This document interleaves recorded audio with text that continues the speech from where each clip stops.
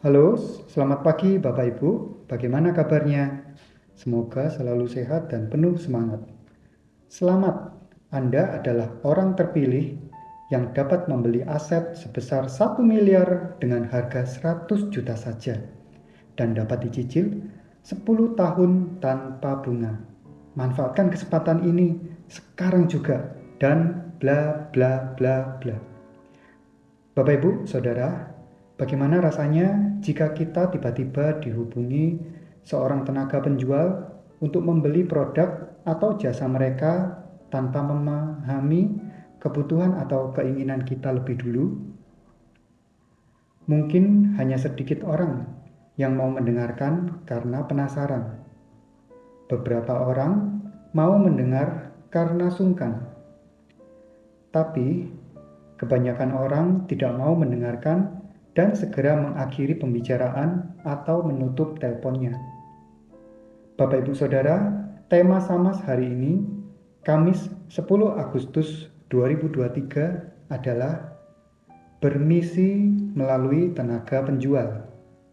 Sebelum merenungkan firman Tuhan, mari kita berdoa. Selamat pagi Tuhan, terima kasih atas hari baru yang sudah Engkau berikan bagi kami. Kami bersyukur atas penyertaan-Mu di sepanjang hidup kami. Ampuni kami Tuhan, karena kami seringkali mengecewakan Engkau. Kami siap dibentuk agar makin serupa dengan Engkau. Pada kesempatan ini, kami ingin merenungkan tentang misi Tuhan dalam hidup kami, terutama dalam pekerjaan kami. Buka hati dan pikiran kami, sehingga kami dapat memahami firman-Mu. Terima kasih Tuhan Yesus. Dalam nama Tuhan Yesus kami berdoa. Amin. Firman Tuhan diambil dari Yesaya 42 ayat yang ke-18 sampai 25. Saya akan membacakan ayat 18 sampai 20 saja sebagai poin penting perenungan kita. Yesaya 42 ayat 18 sampai 20. Dengarkanlah hai orang-orang tuli, pandanglah dan lihatlah hai orang-orang buta. Siapakah yang buta selain dari hambaku, dan yang tuli seperti utusan yang kusuruh? Siapakah yang buta seperti kesuruhanku dan yang tuli seperti hamba Tuhan? Engkau melihat banyak, tetapi tidak memperhatikan. Engkau memasang telinga, tetapi tidak mendengar. Demikian firman Tuhan. Bapak, Ibu, dan Saudara, semua orang tahu bahwa telinga adalah untuk mendengar. Banyak yang menafsirkan bahwa Tuhan memberi kita 2 telinga dan 1 mulut, agar kita lebih banyak mendengar daripada berbicara. Masalahnya, tidak semua orang otomatis punya keterampilan mendengar. Kadang terlihat sedang mendengarkan, namun pikiran kita mengembara kemana-mana. Banyak orang tidak dapat mengulangi atau meringkaskan inti dari sesuatu yang baru saja mereka dengar. Banyak juga yang mendengarkan hanya untuk berbasa-basi agar dapat segera membalas percakapan. Bangsa Israel seringkali gagal dalam mendengarkan firman Tuhan. Sekalipun Tuhan telah berulang kali mengutus nabi-nabi, mereka tetap saja abai. Mereka lebih peduli dengan diri sendiri dan berhala-berhala mereka. Mereka mengabaikan teguran dan peringatan, sehingga hidup mereka melenceng dari misi Tuhan.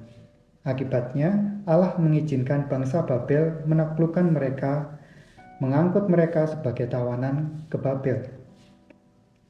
Mendengarkan panggilan Tuhan adalah sebuah jembatan yang membuat kita bisa mengenal siapa Tuhan dan apa keinginannya.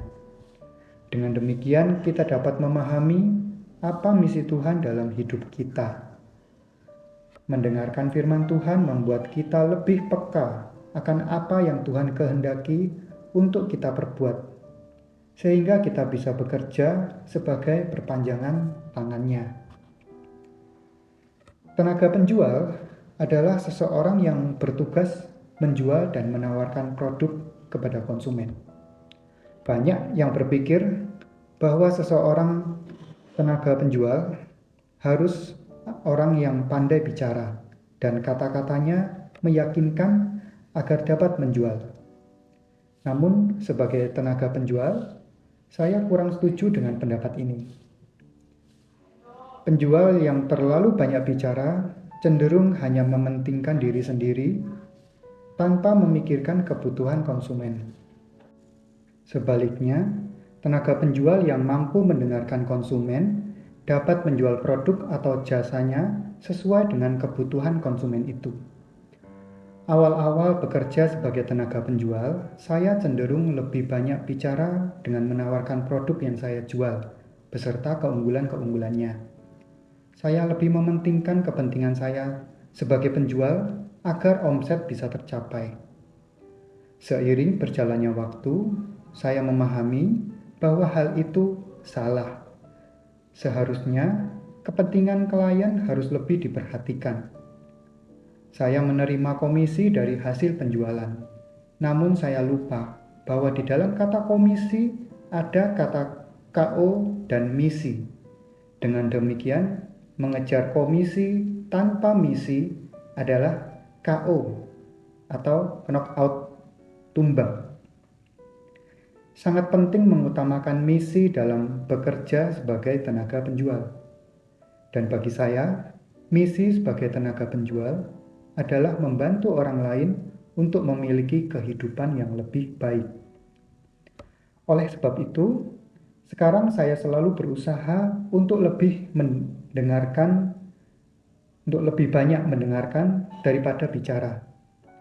Sebelum mendengarkan, tentu kita harus banyak bertanya terlebih dahulu tentang keinginan dan kebutuhan klien.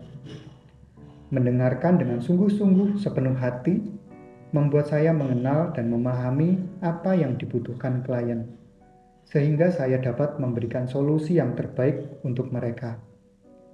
Dan jika mereka setuju dengan solusi saya, maka mereka dapat membeli produk yang saya jual. Dan kembali lagi, ini semua untuk membantu mereka memiliki kehidupan yang lebih baik. Dan semuanya itu untuk kemuliaan Tuhan. Sebagai tenaga penjual, saya menemui banyak orang dengan berbagai karakter dan kepercayaan mereka. Ada yang pengikut Kristus dan ada juga yang non-Kristen. Tidak jarang mereka bertanya tentang agama saya. Disitulah kesempatan saya mengenalkan mereka dengan kasih Yesus. Salah satu cara mengenalkan kasih Yesus adalah dengan memperlihatkan kasih Yesus melalui tindakan dan perhatian kita kepada mereka. Mau mendengarkan dan memahami mereka, membuat mereka merasa diperhatikan dan dikasihi. Dengan demikian, mereka juga akan lebih terbuka untuk mendengarkan tentang kasih Yesus.